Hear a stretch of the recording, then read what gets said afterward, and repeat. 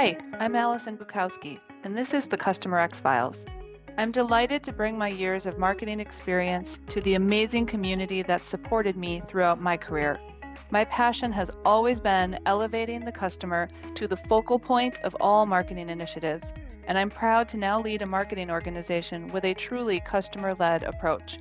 Each episode, I'm joined by an incredible thought leader within the marketing industry, generous enough to share their insights, knowledge, and experience with all of us. Brought to you by the PeerSpot Network, nothing is off limits.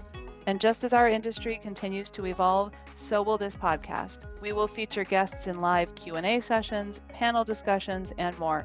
So let's get started.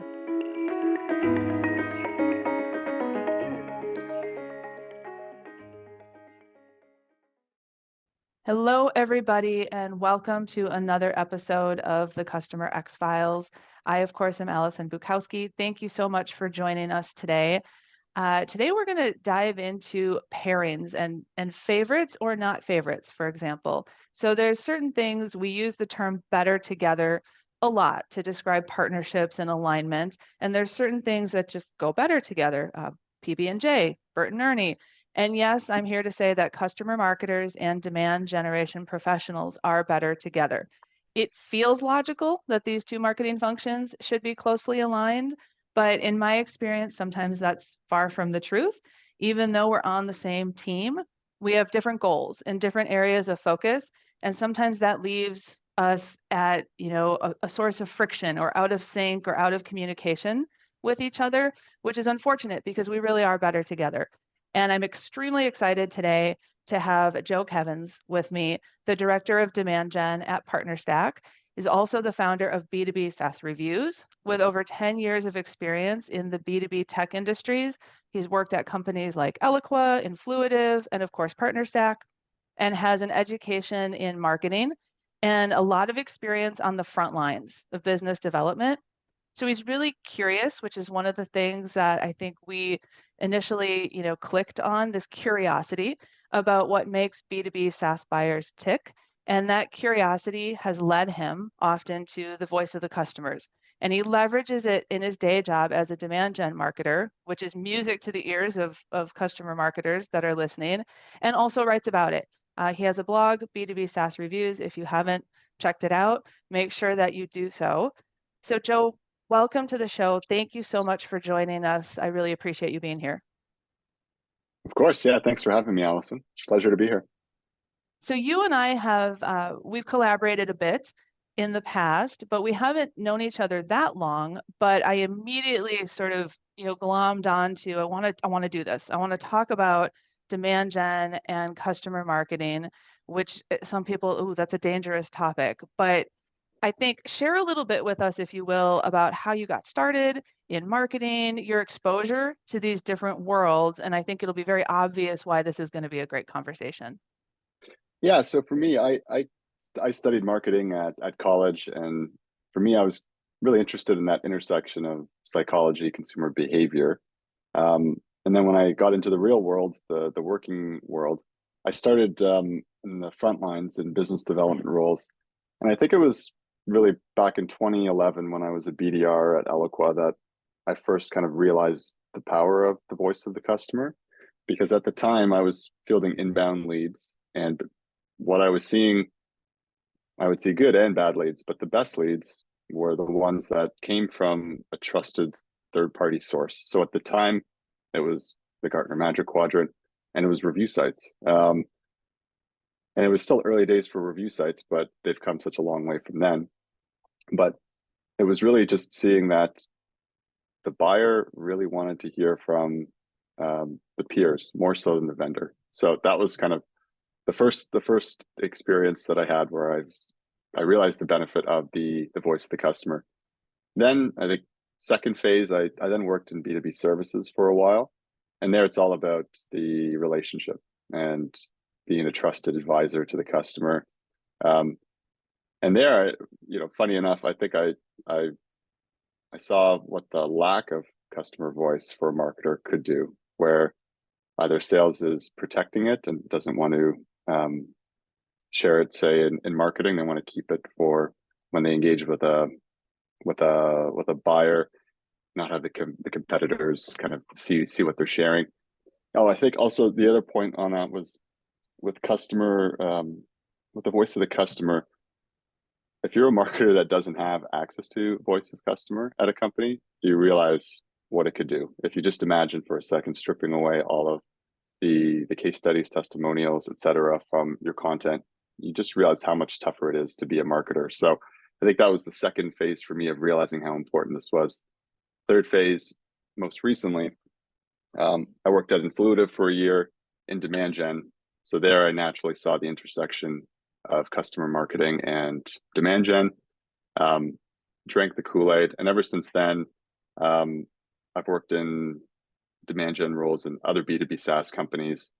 And I've really just kind of seen the power firsthand in demand gen of leveraging that voice of the customer, be it through case studies, testimonials, reviews, etc. Um, so I think that led me to most recently writing about it on B2B SaaS reviews, just trying to basically share that experience and learning along the way. And in large part, to kind of bring these two functions together, demand gen and customer marketing, and how can we do this better together? I I love that, and it's very interesting to me that I mean, you took it so far as to you have, the blog, and you've really doubled down on how that customer voice is helpful. And we can talk a little bit too about the ways that you've leveraged it in your demand gen role. And I think if not today, when we get together and we do the peer panel, having those Mm-hmm. examples is always really helpful for people in the audience. And now, obviously, listeners know why I'm so excited to have this conversation. And I'll call it a conversation, even though, as you and I have joked, we might get make it into a little bit of a debate here and there. Yeah. But that's kind of the point, right? To bring these sort of, maybe the stereotypes or, some of the common misconceptions and perceptions of these two roles. And so we'll talk about that. Let's dive into that. But of course, you're not off the hook because every single guest gets the people before professionals icebreaker question. So Mm-hmm. I'd love to hear what your favorite better together combo is. Maybe like personally first, and then I'd love to hear professionally what you think. And I think that'll be a launch pad into our discussion. Yeah. So personally, for me, it's gin and tonic. Hate them separately, love them together. I think that's the best way to make something better together. I'll, I'll let you stay, even though I'm a vodka girl, not a gin Oh, girl. So when you ask the martini question, I would say that vodka and olives, because a dirty martini is one of my favorite better together combinations, but it's okay. See, we're friends, but yeah, we're not. So we'll go with it, Joe. It's fine. yeah, it's a first point of friction, and we can debate the merits of gin and vodka after. Yeah, and then professionally, so I think it's coincidental that we bring up kind of better together examples because at Partner Stack, we actually named the office meeting rooms along these lines. So Batman and Robin, mac and cheese, pancakes and syrup. It kind of have the gamut. Love it. But yeah, I think for me professionally, like one example that I found at Partner Stack better together is really working with a third party media site or media company to get better together when we do something like a virtual event. So if we do, say, a webinar on our own, um, we could just make it so much better if we partner up with a third party. So we've worked closely with a media company called Partner Hacker, and when we do it together, um, I think we made the one of the largest events in B2B partnerships. And they wouldn't have been able to do it on their own. We wouldn't have been able to do it on our own. So it's great when that kind of when you find that partner that you can kind of come together with and be better together. Yep, that's a great example, and that's really what this is all about. I think at the heart of our discussion today, that we really are what the old expression, the sum is greater than its parts, or whatever it is. Um, when you put that together, and we don't have to lift the world on our shoulders on our own. And I think that sometimes Mm-hmm. that I'll use that as a segue here. between customer marketing and demand gen, that there's this like chasm between the two, and we seem just obsessed with like doing the lift all on our own. So I'm curious. Let's just talk about that for a second. Why is there such a gap? And I'm in a position now where I have the luxury and the privilege of working with both. Um, demand gen side of the house and then the customer marketing side of the house. And there's definitely a gap. Why is it? How can two groups that are they're on the same team not collaborate at all or not do it effectively?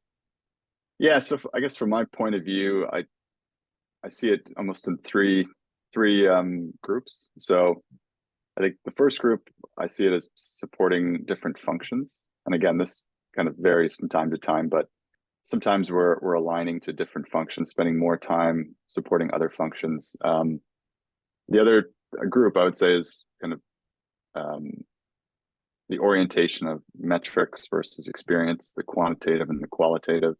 Um, We'll dig into that.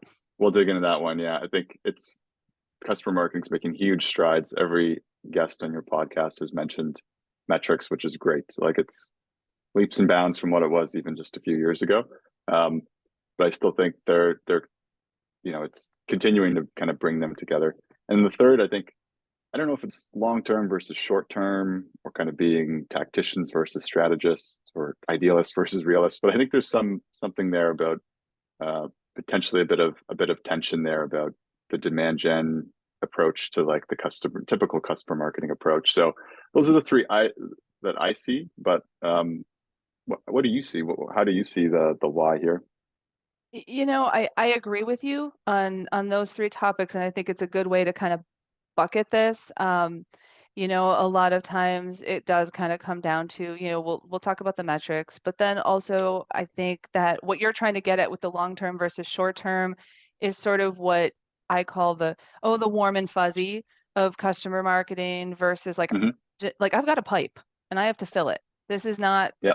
time for, and I think that creates some sort of, I mean, I've certainly been told like, oh, how nice for you, customer marketers. You just get to like, hang out with customers, give them gifts and make them feel good, which Hmm. I love that gets to be part of that particular role. And then also I think the support, but let's start there because I would argue that I agree, but I think there's a transition there.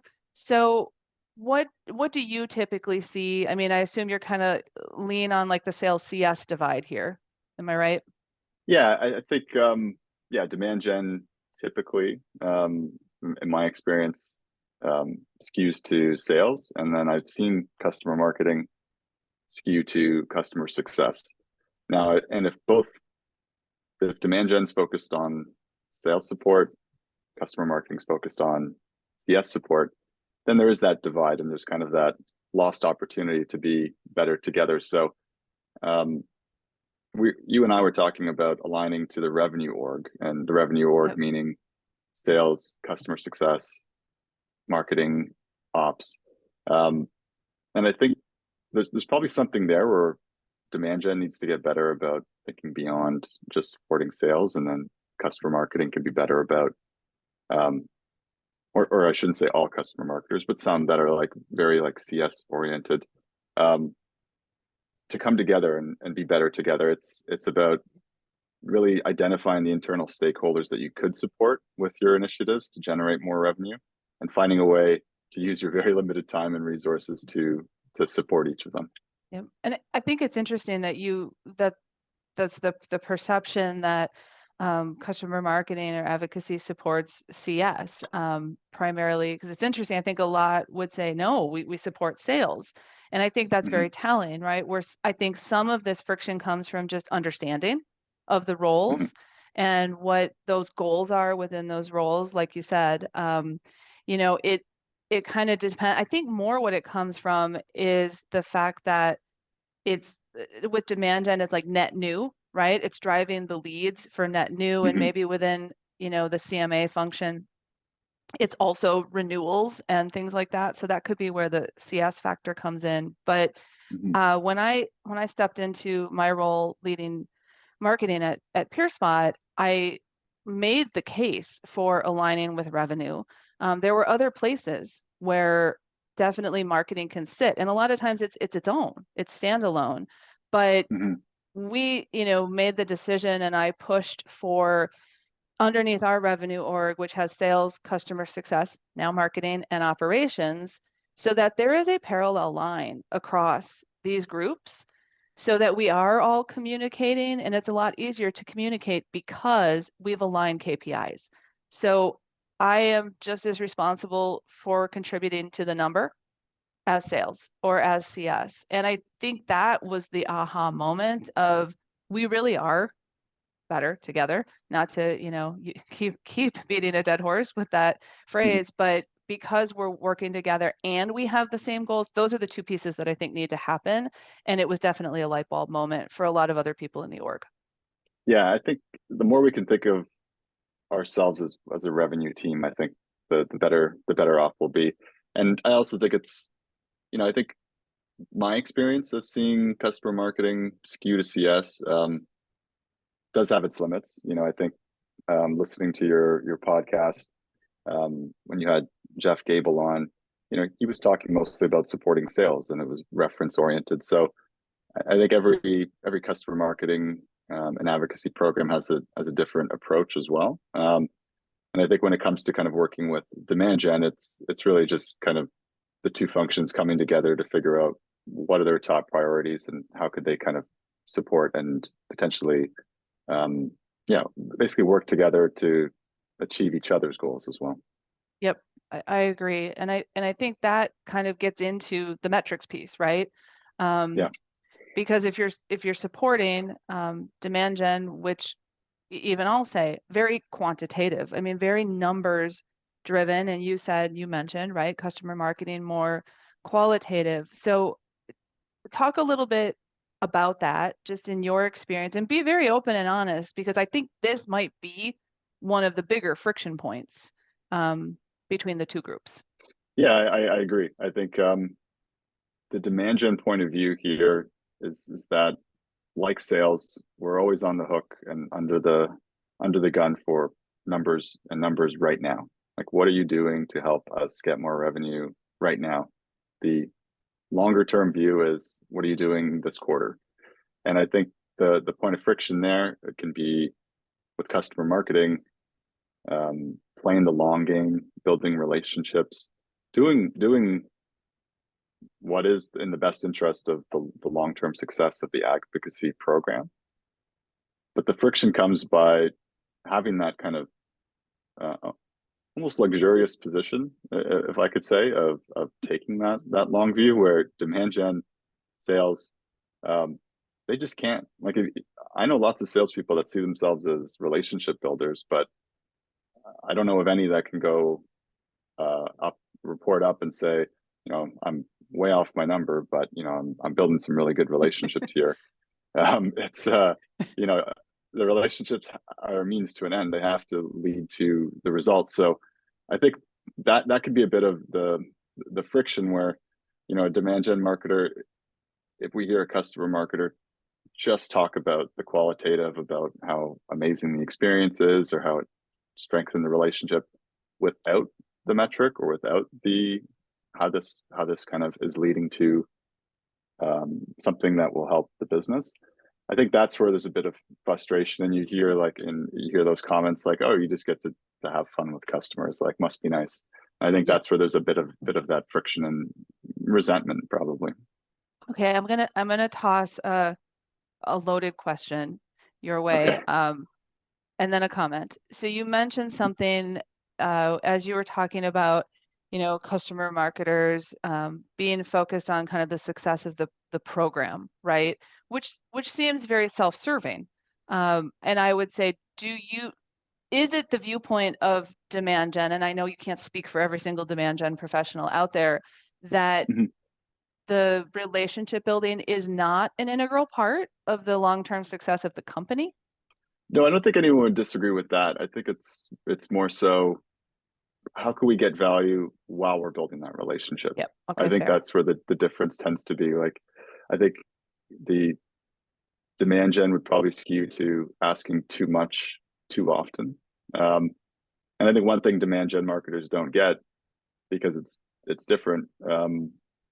Customer marketers, they only have so many customers that they can ask for things, and there's too many things they could ask them. So advocacy fatigue is real, and Right. they have to be like very, very intentional about what they ask. Whereas demand gen, there's plenty of fish out in that total addressable market sea, right? So, Yep. I mean, we don't have that same limitation. So I think at times we don't get each other because demand gen is thinking like, why don't you just go ask for the review or the referral or the reference? Like, what's the reservation? But I think that's like that's a knowledge gap, I think, on the demand gen side. So I think, but then I think where the middle ground is, if we take an example, like if we're throwing a user conference, um, and it's the first one, if the view is, let's just make it an amazing experience, like um, the long term view here is we need to build a relationship that's going to help the company um, retain more customers, expand, get new customers, etc. in the long term. But I think in the short term, if there aren't some kind of tasks along the way or ways in which they can kind of get the value in return, that kind of give Yep. to get, I think that's where there's a bit of friction. And like, there's plenty of customer marketers that are great at doing that and finding that balance. So um, it is a generalization. I think it's just one where at times it can be a bit of a frustration point or a Yep. disconnect for demand gen and customer marketing. Yep. I think that's fair. And I think that that's a big tally mark in the column of this is why we need to have the discussions. Because and hold on that customer conference thing, because I kind of want to like role play on that one in a bit. Mm-hmm, But the metrics piece, and I think that this is, and I will, as will many customer marketers, yeah, it's been up until recently not as much of a focus, but now as that role and the importance of that role has expanded, it's not nice to have anymore. It's essential. And mm-hmm, we've come a long way, but we aren't there. We aren't as disciplined. And we should probably talk to our demand gen partners about, how do we get better at this? And there's certainly, those out there, like I know you've chatted with Leslie Barrett mm-hmm, recently, does a great job, has some great insights into that. A lot of us are mm-hmm, starting to try to tie to revenue. What I would love to see and what I talk about when it's about kind of bridging that gap is we could help, and it's on us as customer marketers to reach out to you, demand gen partner, and say, we actually do want to measure our impact on revenue or pipeline influence. And we would like to do that by offering you this story or this quote, or can we have a campaign or a speaker? Because when we partner, that's how we can start showcasing. And then also you're getting value out of that. mm-hmm. And I don't see a lot of those conversations happening. I don't know what you think about that. Yeah, I think so much of it starts early on when a customer marketer joins a company. I think it's so important to get alignment on what does the business and the kind of key stakeholders at the more senior level, what do they want from this role? And that's a bit of a two-way street. I think customer marketers also need to effectively communicate. Here's how we can help support the business goals, and that kind of sets the foundation for your program. And then I think it might have been Annalise, but one of your previous podcast guests made a great point that because customer marketing also plays such a supporting role cross functionally, um, it's as much about measuring your own program as it is about understanding how those you support measure theirs and getting a sense of what your contribution would mean to their Yep. success. So, Yep. for example, if we're talking customer marketing and demand gen, um, I think what could help is basically if let's say demand gen goes to customer marketing, it says we need a customer in this industry of this size. We want to highlight them in an ad. I think what would be great for customer marketers to do in that scenario would be, great, here's how we can help, but help me understand, um, how are you planning to measure the success of this? I want to understand it so I can help you, um, basically maximize success. And they'll probably tell you about, how they'll measure, um, leading indicators, like how many people are clicking through it, how many leads come from it, pipeline revenue, et cetera. And I think the opportunity there is, if you can have a conversation around, okay, so what would be the baseline for a typical ad that you're running like this? And can we run it in a way where, let's say we add in the customer, in a new variant, can we see what that kind of uplift would be? And I think in having that conversation, you're aligning to each other's goals, and you're also getting an opportunity to understand what they're doing to measure the success, and also finding a way to see what the lift would be in working together. So, Yep. um, I don't, I haven't had a ton of those conversations, but I think more of those need to happen, and I hope there's more of those in the future where they kind of we kind of come together in that way. I think that's great. And for those that are listening, I'm just jotting down a few notes here as far as, I'm a big believer that you can learn while you do. I know that there's that metaphor, you build the plane while you're flying it, and you don't want Mm-hmm. to do that all the time, but Mm-hmm. I think it's okay to do that. And what I mean by that is, hey, my demand gen partner has like a real need here. Great. This is an amazing opportunity to ask those questions. And I think sometimes customer marketers and advocacy professionals just feel like they're very transactional and they don't get to be Mm-hmm. as strategic as they want. Some of that is because of the nature of just like fulfilling, right? Like, yep, I need Mm-hmm. that reference. Yep, I need that. But it's Mm-hmm. also on us. Like we need to take a step back and say, hold on, this is my opportunity to ask questions. I mean, you have someone who wants something from you. Work that to both of your advantages. And you called out excellent examples. Ask questions. What is the need? And then where is this going to go? And how is this going to be measured? Um, is it going to take up that much extra time? No. But is it going to make you that much more sophisticated and a better partner for both parties moving forward? Yes. Just my thought on that. Okay, so let's talk a little bit about the whole long-term, short-term, idealist, realist, you know, relationships versus the pipe, whichever one we want Mm-hmm. to use as the comparison. Um, what what are just some, we've touched on this a little bit, but any additional Mm-hmm. thoughts on that, on kind of where that friction might come from? I mean, I think it keeps going back to the metrics and the goals, where if it's if it's perceived as random acts of customer marketing, and demand gen does it too, random acts of demand gen.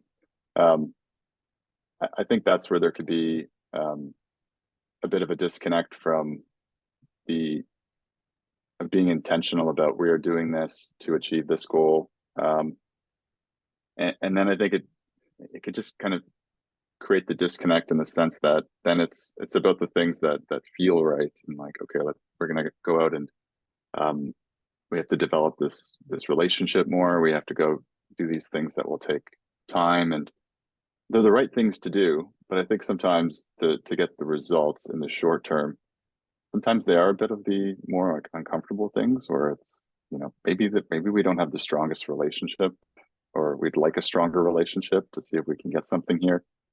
But it's 2023 in the SaaS industry, and we need something right now. And we kind of have to find a way to get it now. So I can't quite put my finger on it, but I just feel like there is something there that we need to kind of find a way to come together, and meet in the middle. I like that you kind of alluded to that the uncomfortable can be all right. Um, Mhm. I usually say that if it's uncomfortable, it means it's probably worth it in the end. Mhm. And I think also I'll toss in like the quality and quantity kind of thing, Mhm. right? I think that Yeah. that's an argument that happens between these two groups, and we've alluded to it in different ways, and it I think shows up in a lot of examples, right? The relationships, that's what, we care about the strong relationships and the quality of those relationships. From demand gen, it's like, but I have a very like real metric that I'm being measured against by how many leads, I'm putting in, and I need to be able to deliver on that. Even things like reviews, et cetera, right? I've seen Hmm. that. It's been a big part of my life ever since, for over the last 20 years, as a marketer. No, it's, just get the numbers in. We need to see that. Do you think that that is part of it as well, kind of that quality quantity thing? I think so. I mean, I think in demand gen and in sales, like we feel this too, this hamster wheel effect where typically if you're starting from scratch, the view is, you need to go from 0 to 1. So the first thing you're told to do is uh, basically go get started, and you're going to be measured on output. They just want to know that if you've got 0 reviews, go get us 10, 100, however many reviews to get started. Um, and I think, and this is why the metrics piece that keeps coming back to it, it's so key.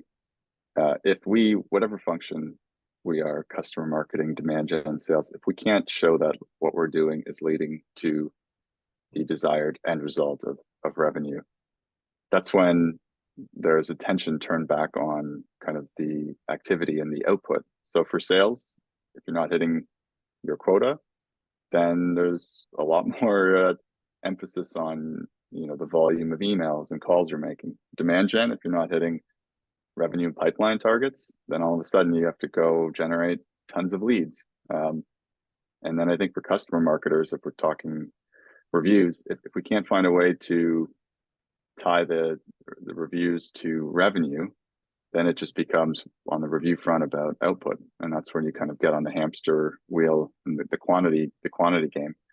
Um, so yeah, I think to kind of get off of it, it really does come down to figuring out how can you tie what you do to revenue. There's only so much time in the day. Most customer marketing teams are typically quite small, and there's lots of things they could do, lots of functions to support.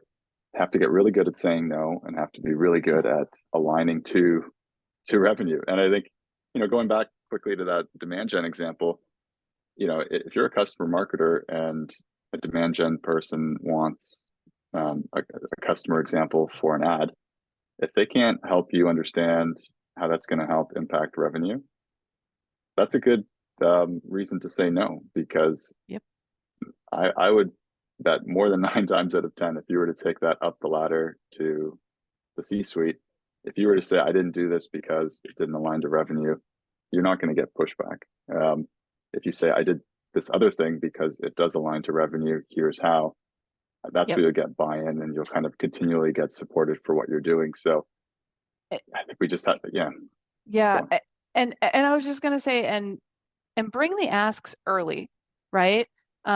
We can That's how you're strategic, right? And that's why I would love for customer marketing and demand gen to have regular meetings, not the interactions of I need this and I need it tomorrow kind of thing. That's how we feel Yeah. often Hmm. is, oh, well, I got to get this campaign out the door. We're doing a webinar or whatever, and we need to have it done. And then Hmm. there's that moment of the pressure of trying to deliver versus getting to, ask those questions. And I appreciate you saying that you say no. If someone can't show you the why, that it's okay. Like, then is it really something that we should be spending our precious resources on, and making Hmm. asks? So if those conversations, if anyone listening decides, wow, I'm going to set like a quarterly even to have a conversation with demand gen, and maybe you're doing nothing right now, I, I'd be willing to say that they will take that meeting and have the conversation, as long as, again, you're framing the conversation with how are we helping you achieve, those goals.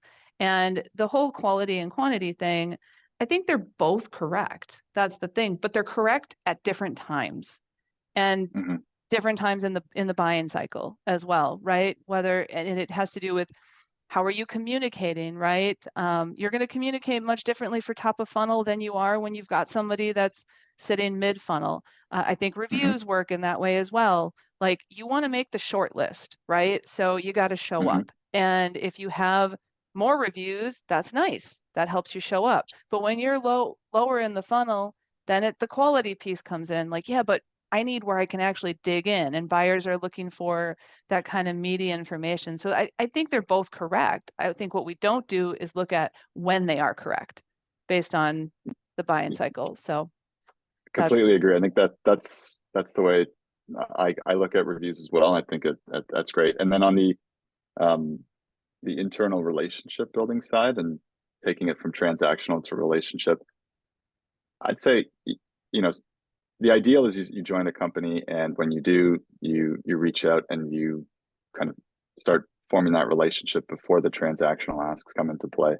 But even if you know you're in your role now, and to your example, like if you're not working, customer marketing's not working with demand gen right now, um, yeah, reach out proactively to have the conversation, and vice versa. Demand gen should be doing this to customer marketing as well.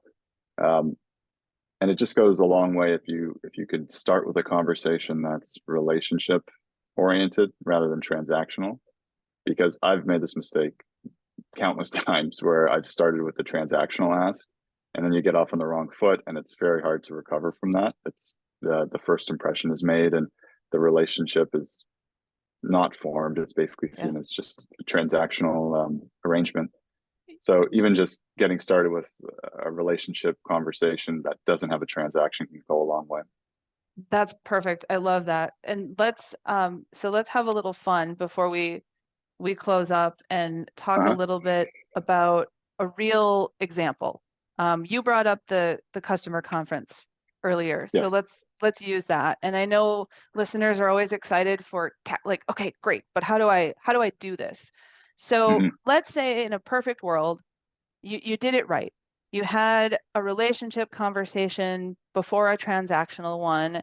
Hmm. You know reached out, you talked to each other about like, hey, here's my goals for the quarter, here's my goals for the year. Oh, great, there's an intersection here.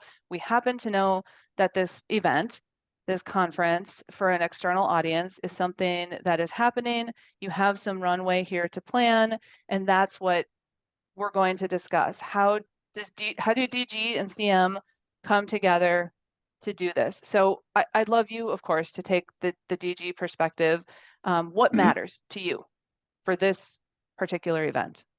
So going back to your point about DG often being responsible and on the hook for net new customer acquisition, that's often the case. And in this example, what we would want to see is a mix of people there beyond customers, so also prospects, partners, um, because what that can do is it takes it from just being about purely customer to customer conversations and broadens it to the kind of ecosystem of your company.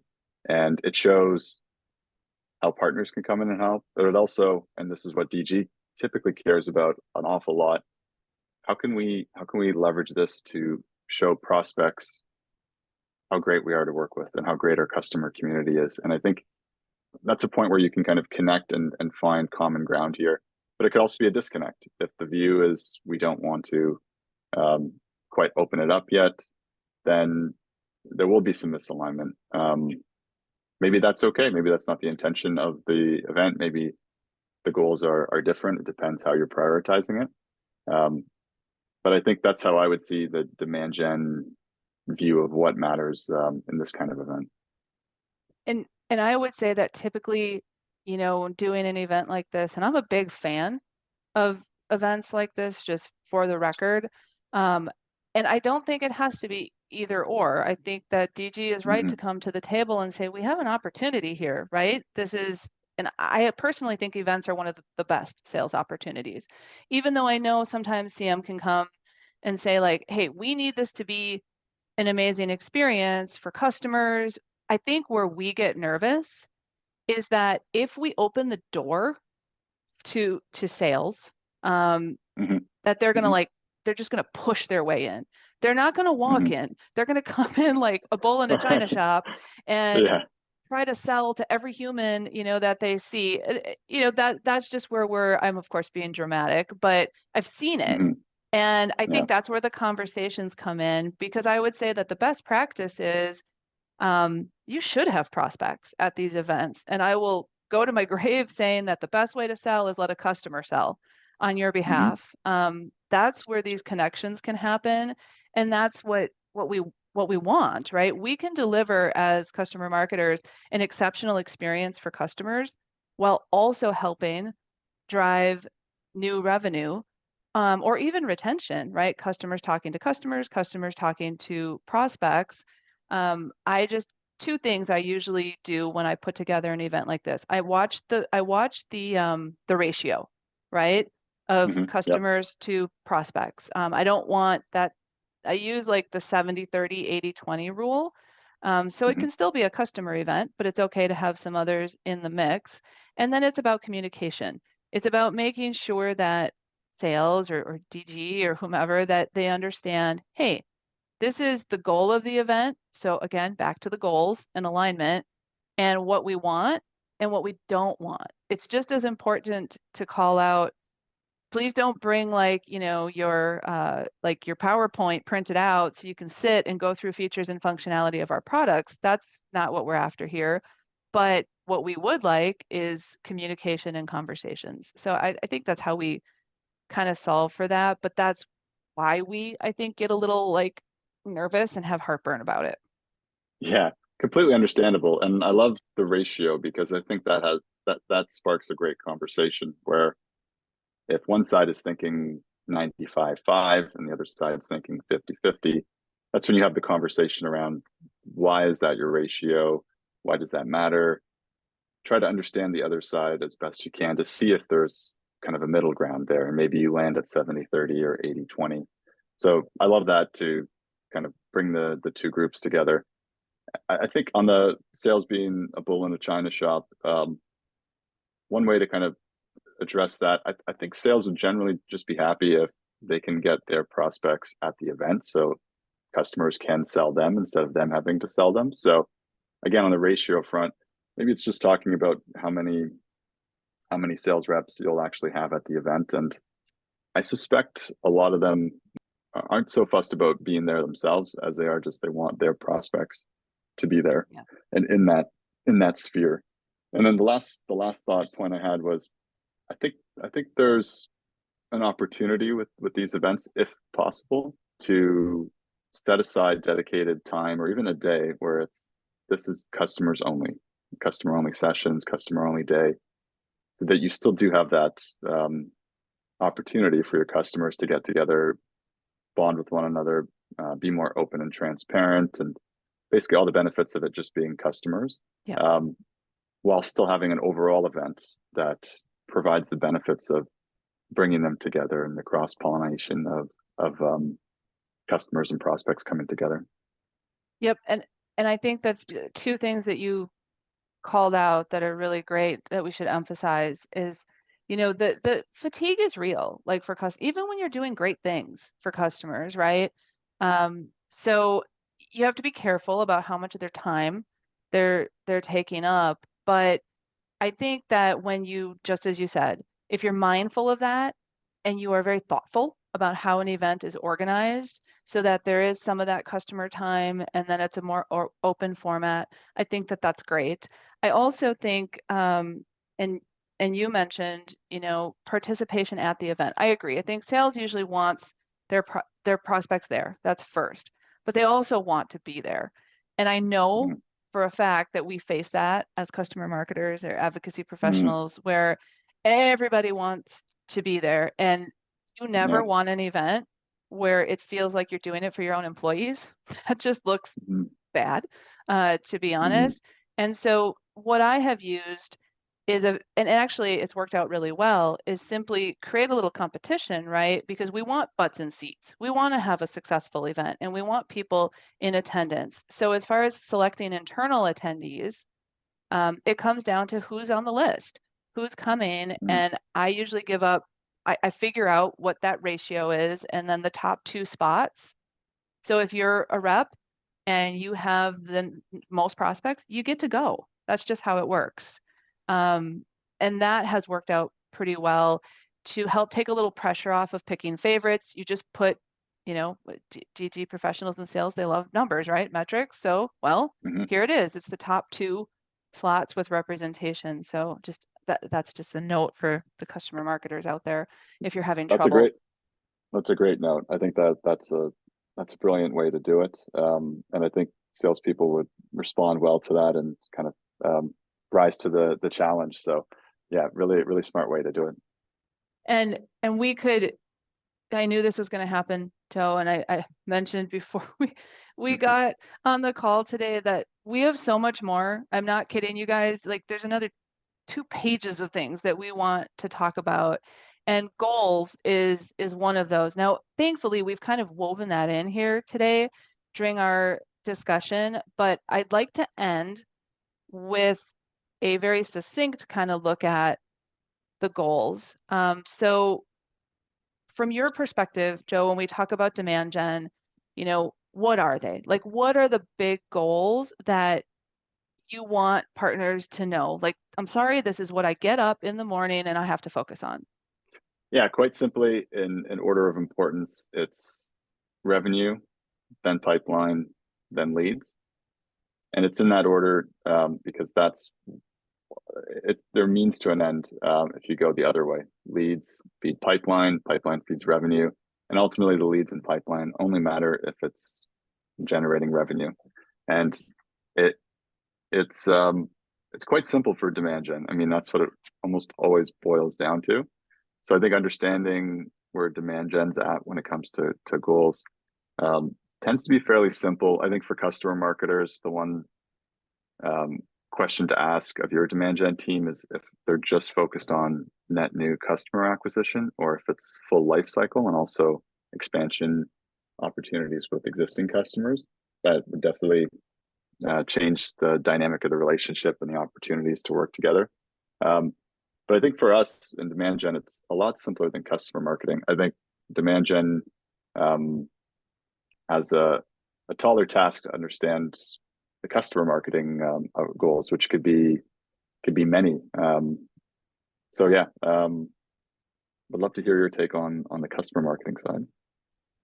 It does get a little bit gray at times, and some of it has to do with where is marketing sitting in the org, where specifically is customer marketing, and sometimes advocacy sits in a different place in the organization. So, but to try to kind of simplify, and this may surprise you, yes, number one is improve and strengthen relationships. That's a big piece of it. I will never go away from that. It will always be on my list of goals. But then drive net new revenue by using voice of the customer, and then reducing churn by, accomplishing the first one.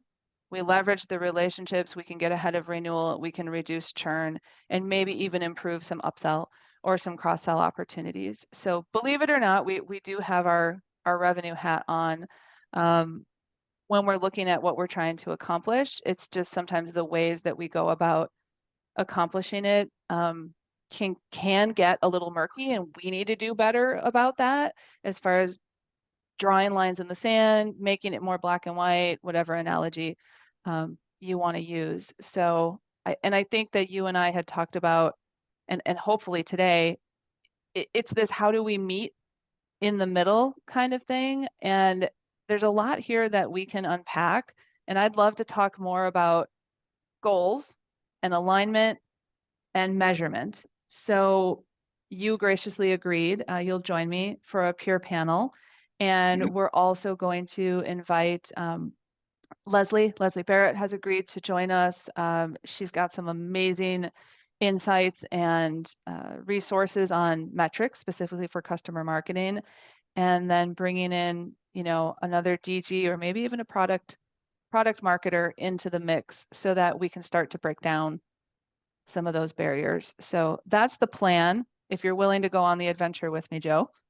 Very, yeah, and I'm excited for it. I think I'd love to unpack and kind of continue the conversation on a lot of these fronts. And I think understanding how improving and strengthening relationships with customers can lead to those net new revenue opportunities and reduce churn and all the business benefits. I think there's so much potential value there. Customer marketing could and arguably should be much bigger than it is today in the role of the growing the company. And I think the better we can find a way to tie those two together, the farther the function will go. So yeah, I'm excited to be part of it. Awesome. And dare I say, we will continue this and we will be better together. But for now, we'll close. Thank you, Joe. Really, this was a treat, just as I knew that it would be. And thankfully, we get to have another chat here in a couple of weeks, which is exciting. And everyone else out there, if you enjoyed this, feel free to share it out. You can watch on LinkedIn for the update on when we'll do that peer panel discussion. And until then, have a wonderful day. Thanks, everybody. Thanks again for joining us. Don't forget to follow me, Allison Bukowski, on LinkedIn, where you'll find information about upcoming episodes, Q&A sessions, and live panel discussions with our guests. CustomerX Files is brought to you by PeerSpot, the authority on enterprise technology. The PeerSpot Buying Intelligence platform is where tech professionals go to get the most reliable information on enterprise tech so they can be sure that what they buy is exactly what they need. Powered by a community of over 650,000 enterprise tech professionals who share expertise, PeerSpot provides in-depth reviews, buyer's guides, online forums, and more, giving professionals the confidence to make the right buying decision. For more info, check out marketing.peerspot.com. And to keep getting this show in your podcast feed every time a new episode drops, subscribe wherever you get your podcasts.